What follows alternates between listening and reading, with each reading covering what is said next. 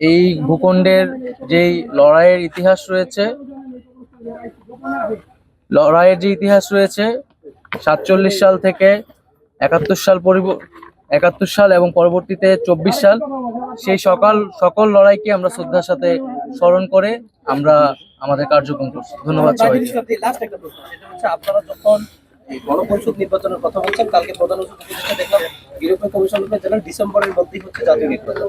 December খুব কাছাকাছি চলে আসছে, সেই জায়গায় জাতীয় নির্বাচনের আগে গণপরিষদ নির্বাচন সম্ভব কিনা, যদি জাতীয় নির্বাচন হয়ে যায় সেই ক্ষেত্রে আপনাদের অবস্থান কি? আমরা বর্তমান পরিস্থিতিতে আমরা আমাদের যেই এনসিপির যেই প্রস্তাবনা সেটা হাজির করেছি, কারণ আমরা মনে করি যে গণপরিষদ নির্বাচনের মাধ্যমে নতুন একটি সংবিধান একটি প্রকৃত গণতন্ত্রে উত্তরণ হইতে আমাদের সহায়তা করবে।